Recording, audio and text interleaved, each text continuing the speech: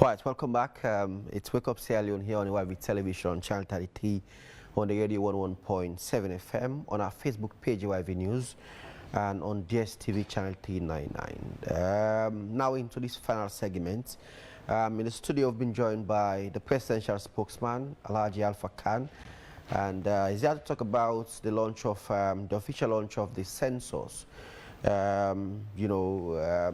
2026, and also the build-up towards the census. We're going to discuss that. We are urging Sierra Leoneans to support the process and also look at the president's visits as ECOWAS chairman to Guinea-Bissau, among other government activities as well. Honorable, welcome to the show. Good morning. Good morning. Thank you very much. I like your dress. Thank you very much. I have to look decent for you. Definitely, Honorable. And I also have with me Fatoma Sam, and he's the National Public Relation Officer for the Trinity Old Boys Association, and he's here to talk about their 61st, celebration of the school, the Holy Trinity Secondary School, and we're going to talk about that. Welcome to the show, Fatoma.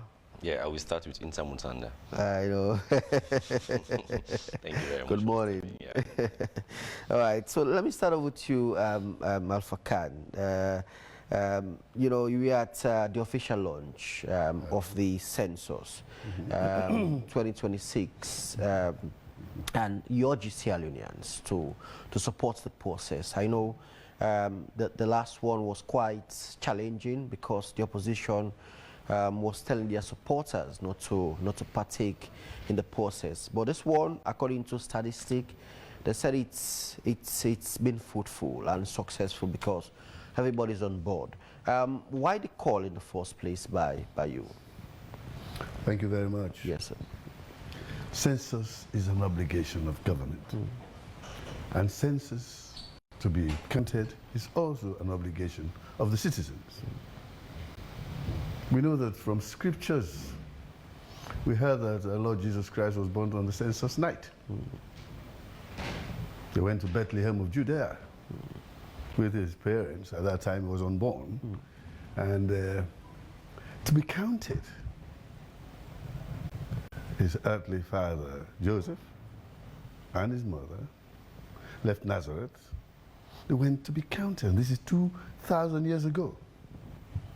It was important at that time for a carpenter to move from his usual place of residence to spend census night in Bethlehem to be counted.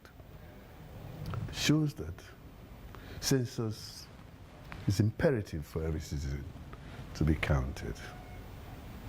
The census does not only count us to know the numbers that are in the country, but it counts us so that development planning can be effective.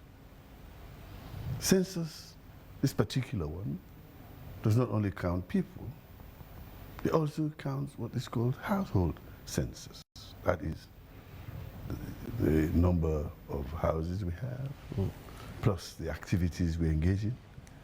Lots of information that government needs for us to be served well by a very responsible government. Yes, the last time, in 2021, there was what was called the midterm census. That census was preparatory to the decennial, the actual obligation, the real constitutional obligation of government is to count the people of Sierra Leone every 10 years. But you're also given an opportunity to update, just like the Minister of Finance gives his budget. There are times when he has to do a supplementary budget, sometime down the line during the year. So things might change, and you might decide that, let me just get another assessment to confirm the figures that I have seen and see the trend of how this population is developing against the arrival of the time for the census. So this census is obligatory for all of us. And I'm very happy that at the lunch, I saw a lot of my former colleagues, well, they're still my brothers and friends, from the APC, they attended there. I saw Logos Korobas there. I saw the mayor there. I saw the chairman of Bali District Council there. And all of them this time are really ready to support the census. Because if they don't, they'll be hurting themselves. Like they hurt themselves in 2021. They told the people, some of them told the people not to be counted. That was a big mistake. Affected them politically, socially, and developmentally. So it's very important for government to know how many people live in a community. Do they deserve a new road system? Do they need a school? Is it necessary for a health center to be built there? It all depends on the numbers of people who are there, because democracy itself is a government for the people, by the people, and of the people. So if you really want to practice democracy seriously, you must know how many people you're targeting. And so that is important. If you do not do a census, you don't know how many people live in a village or how many people live in a city or another kind. The democracy itself is flawed. So yes, the opposition is ready, everybody is ready, the youth are ready, the CSOs are ready, the school children are ready, us, the older folk, are ready, and I believe that this time it will be a very successful venture. And so we are asking everybody to allow themselves, or to get themselves to be counted.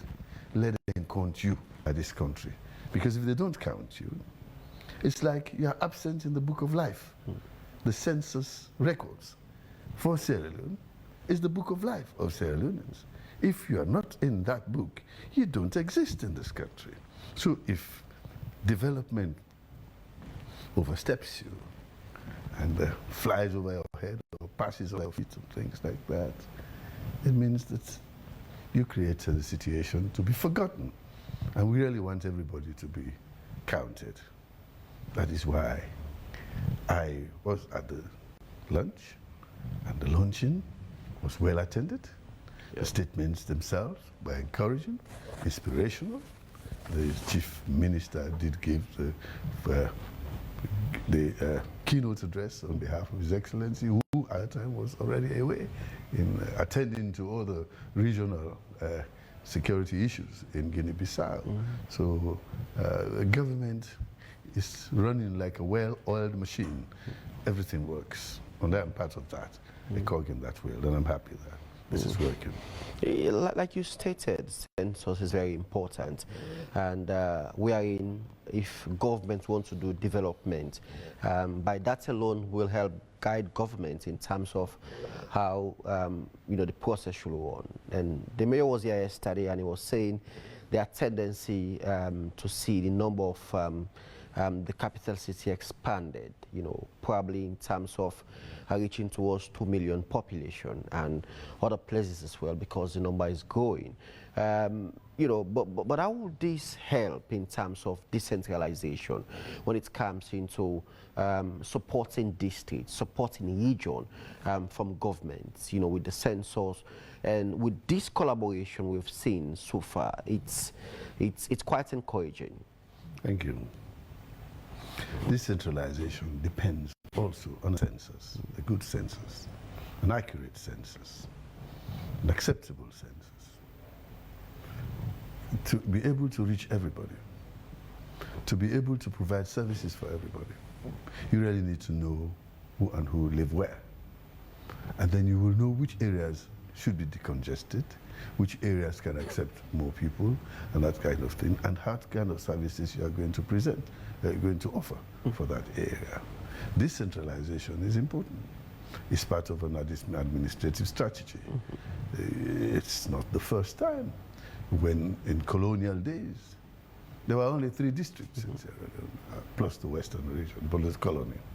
There was Karine district, there was Bandajuma district, and there was also the eastern district there of in Tongo area, what they call that place. Never mind, there were 3 districts, only 3 districts. Because at that time the population was about 1 million and something. But when the population reached 2.5 million, the districts were expanded, something like 5 districts, and then later on to 12 districts. So as and when the population increases, it is important to create new localities so that the services can be rendered to those people, bringing service to the people closer at any time. You take the case of the Falabad district. It used to be at Koinadugu district. At that time, Koinadugu district was a district of 33 chiefdoms. And it was very difficult for services to reach all the way to Kubola, Mongo, and even Sinkunia. But when they have been now decentralized and given a new district, they now have their own district headquarters in Mongo, in a Falaba district. And the road from Kabbalah, which used to be a non-consequential, an inconsequential road, is now being paved with tarmac so that we will connect district headquarters towns from one district headquarters town to another. So having a district headquarters town in Kabbalah, in Mongo, it means now that there should be a road, navigable road, good road, tarmac from Kabbalah. So all of the villages and towns along that side are going to derive benefit from that. So this is just a simple example. Yes, the mayor told you that there are plans to break the city or divide the city into the different localities. But these localities are only administrative in order to the greater city of Freetown still exists, and these localities will be subsumed under the greater city of Freetown. So it just means that we are dividing it into sections and giving them their own administrative headquarters where people feel closer to the councils. That's what the whole decentralization business is about. And I think it makes work effective and more efficient in delivering services to the people. So are we hoping to see this collaboration continue with all other political parties, you know, and as government have made commitments, you know, with the president very key of the census, you know, and according to statistics themselves, they said the government commitment towards the process is quite very huge, and with over 30-something million government have pumped in almost 45 to 50% of the money to run the census. It shows government is committed to ensure the process is well successful. Well, to make work easier for government, in order to administer the country properly, you need to know who's in the country and what they do and where they are located. The budget, I understand, for this is about 32 million. Government has already committed 25 million. There's a deficit of about $7 million, which we hope that the usual traditional partners like the World Bank, UNFPA and things like that may come in. But if they don't, and the government will still have to find ways to complete that, because we really need to have a complete census this time, an acceptable census, and the collaboration. But we're already seeing the commitment, the alacrity from the other political party leaders in order for us to have a successful census. It's commendable already. So I think that is half the work done already, because the last time, you're not only going there to count the people and take stock of what they have. We also had to engage in heavy sensitization and awareness raising to get the people to agree to be counted. I saw situations where enumerators were chased with machetes from other places, even here in the Western area. Not only in remote areas like Kamalo and Kamakwi and all that, but right here in the Western area, around the peninsula.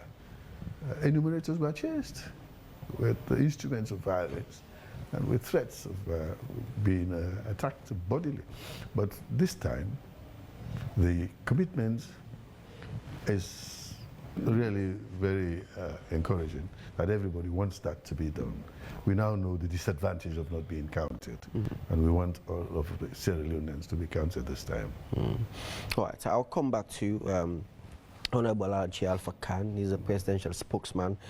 And we've just talked about the census. We're going to talk about the president's visits to Guinea-Bissau and other activity of the president. He also launched the initiative of job creation for young people, which was pioneered by the Ministry of Youth Affairs and Partners, and also commissioned the bridge in Bo as well. It's very important, the president, in the capacity of as the chairman of ECOWAS, you know, since he took over as the chairman, he has been, you know, across the region trying to resolve issues, and which is very significant. This week he was in Guinea-Bissau after the coup, and he was there to see how best he could play his own part as chairman of the ECOWAS. But how significant is that for the president? He has been to Guinea, other places, to see how best ECOWAS could resolve some of these problems. But Guinea-Bissau is fresh. How significant is the president's visits to Guinea-Bissau? Thank you very much. The month of November has been very busy, densely loaded for His Excellency in terms of activities. You know, it coincides with the month where Sierra Leone reassumed the presidency of the United Nations Security Council.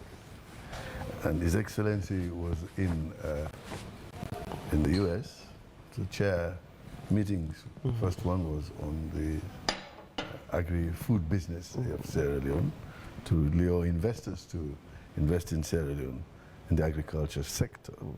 There was another high-level discussion in the UN Security Council for the Sahel, difficulties that are security situation, where it was able to champion resolution for there to be a standby force made up of ECOMOG, as well as contributions from the UN International Intervention Force. We also there had another meeting on the Gaza peace business, and he was able to, during his presidency, the UN adopted Resolution 2803, which sort of provides strategies for peace building, security, and the development of Gaza. So that was a very busy week for him. And of course, you know, from there he had to go to the G20. For the very first time, the G20 was held on African soil in Johannesburg. And he, as chair of ECOWAS, had to be there to represent ECOWAS in that. And he made a good contributions there, to the extent that he asked the G20 to provide what they call a compact for the minerals management, or critical minerals management of Africa, and also to pay more attention into climate resilience and effects of climate on development and investment. Thereafter, he went to Angola for the Africa-EU Summit, annual Africa-EU Summit. Again, the EU, we cannot discount them because they are investing in a lot of activities here. Even the Gandema Bridge that you just talked about, is EU money in there. The Magbele Bridge, the EU money there. The Mabang Bridge, the Matujong Bridge, you know. So they're doing so much for us here. So it was necessary for His Excellency to be there. Of course, he met with Sierra Leoneans there. A lot of Sierra Leoneans welcomed him, and they showed appreciation for what he was doing in country. But after that, when he came back, there were the problems that arose in Guinea-Bissau, which is just next door. And we know that Guinea-Bissau had held the presidency or the chairmanship of ECOWAS when we had our difficulties here, the August 10 and all that, and the president, Sissoko Mbalo, was then the chair of ECOWAS. And he did a lot also to try and bring stability in Sierra Leone when he was heading that. So when this happened, coincidentally, the president was also the chair of ECOWAS. the first thing he did was to organize a virtual ECOWAS summit, which then decided that the coup itself was misplaced, and they condemned it, and also decided to suspend Guinea-Bissau as a country from all decision-making activities, bodies of the ECOWAS. But following up on that, I think it was the 1st of December, he had to travel to Guinea-Bissau to deliver the ECOWAS decision, and also to tell them that it was necessary for them to go back to constitutional democracy again, and we have to give up power. But I think that went well, to the extent that there might be now a need for a timetable to be put forward by the current leaders of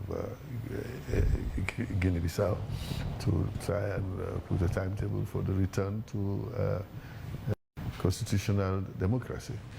So that is how the president has been quite busy, and we are lucky that he's a strong man, he's energetic, because within the space of 1 week he's left the US, been to South Africa, go to Angola, come to Sierra Leone, back to Guinea-Bissau, and then back here the very next day he was at the MMTU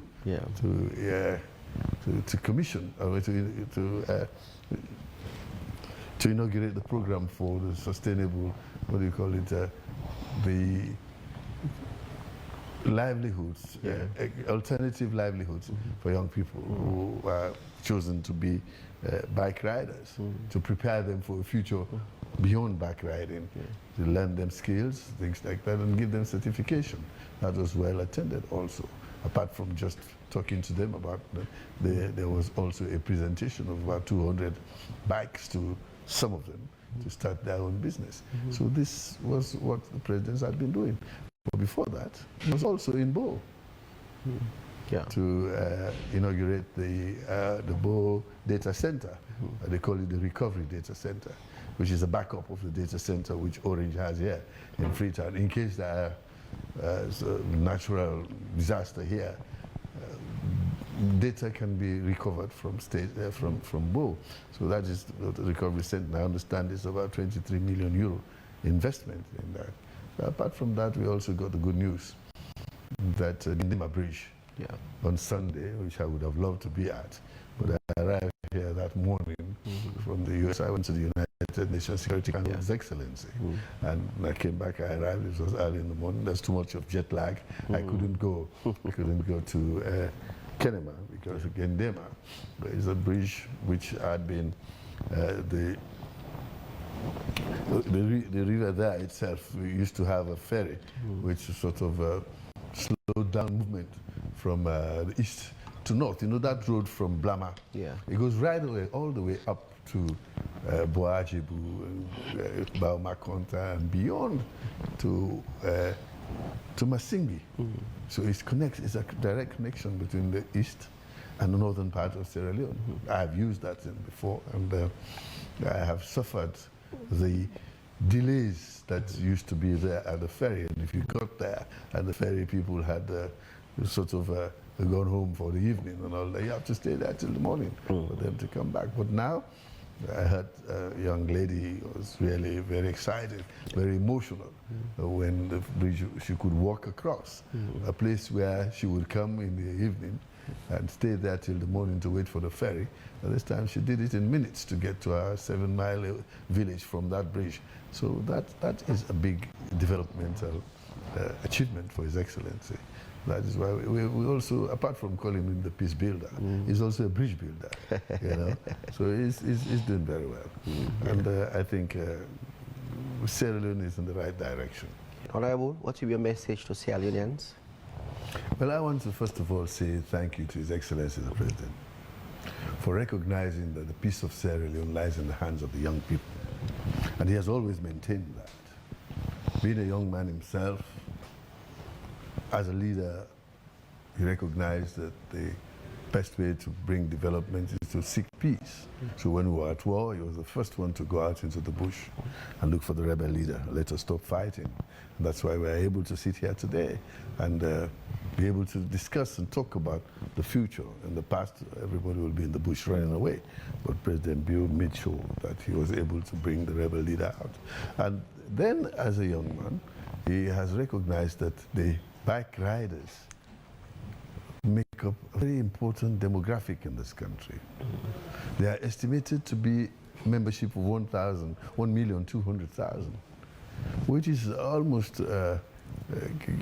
almost 25% of the population of Sierra Leone. And as such, you cannot ignore that. And these are all young people. But they are the ones who are able to reach out into all corners of the country, even in the remotest of areas. They provide transportation, they provide support for goods and services, and for people also. They even sometimes help the medical teams to move around there. So they're so important. But because they are also in contact with people every day, as the president said, they can be the ambassadors of talking to the people about peace, talking to them about national cohesion, how we can all work together in order to have a Sierra Leone that is very geared towards development for the future of this country. So for me, I think it was a good decision that he did, and also the leadership of the MMTU, the leadership of the Ministry of Youth Affairs, starting from the former minister, Oman Bangura, to the present, Ibrahim Sano. They are doing very well to get the young people together. Now I realize that in the program just before us, you had Onana Jallo of the Youth Service, and I listened to him, and all of the points that he was raising are the kind of things that make good hearing, good listening to older people like us, because now we know that if the youth keep to that, this country has a future, and that future is in the hands of the youth. So I thank His Excellency the President for prioritizing youth affairs for us to have a stable and a future-oriented country. Thank you very much, Halaji. Honorable Alpha Khan, Presidential Spokesman, and also Fatoma Sam, National Public Relation Officer, Holy Trinity Old Boys Association. Well, this is where we end the session of News and Current Affairs should Wake Up Sierra Leone. Wake Up Sierra Leone will be again tomorrow for the final edition for the week, and it's the first Friday in the month of December.